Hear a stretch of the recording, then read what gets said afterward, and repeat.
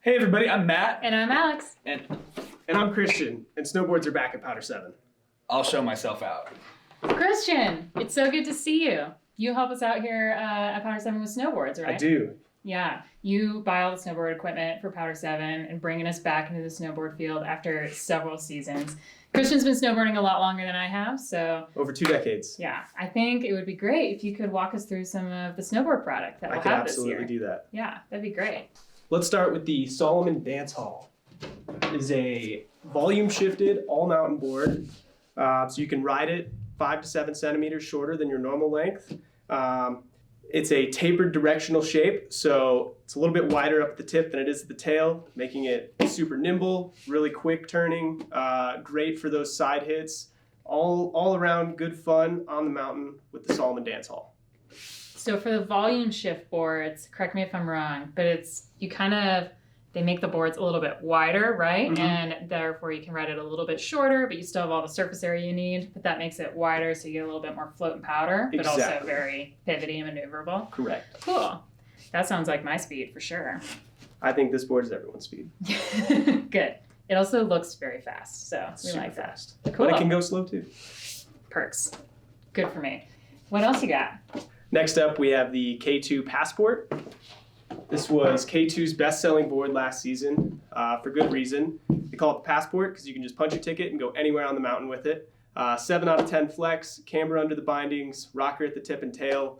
A little bit stiffer than the board we just talked about, the Dance Hall, so a little bit more of an aggressive ride. It is a unisex board though, with sizing going all the way down to the 146 length, so if there's any small men or ladies out there that want to get on it, you absolutely can.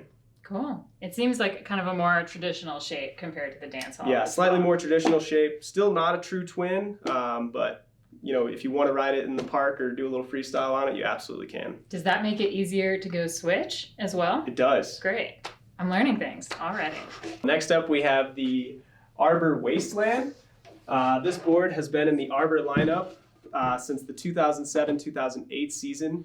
For good reason. They keep it around because it's their staple all-mountain twin.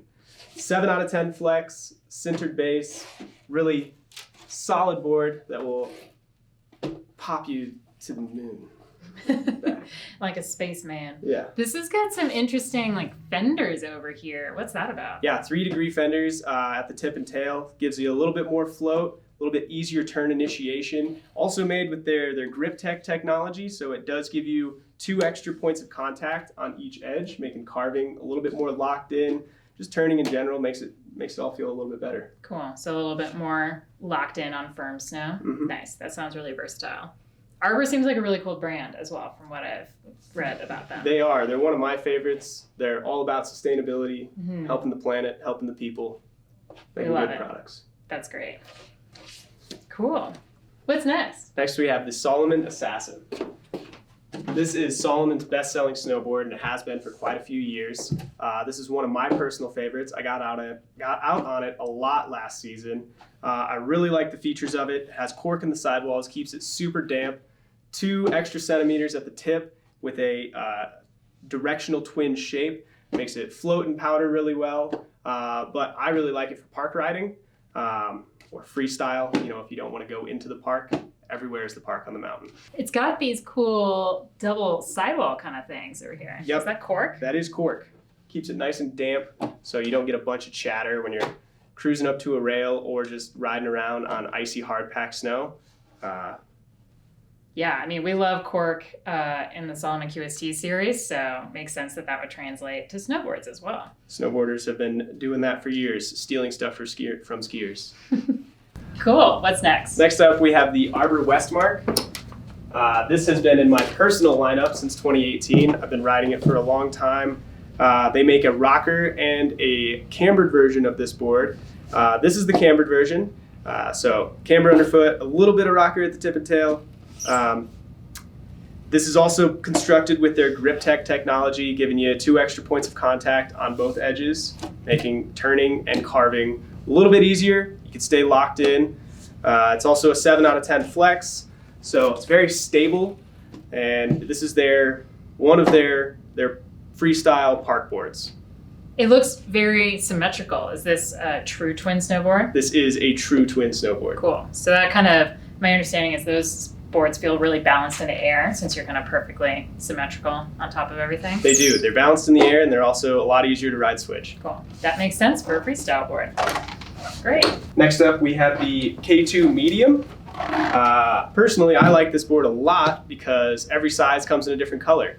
This is the 149 length, which comes in yellow, and all the rest of them you can find on our website. Scroll through the colors, see which one you like best. Yeah, don't buy the right size for you. Just buy the color that you like best. No, definitely buy the right size. It's a 6 out of 10 flex, totally redesigned for this season. K2 made this board with one of their pro riders, Jake Cusick. He's really sweet, so you guys should check out his videos too.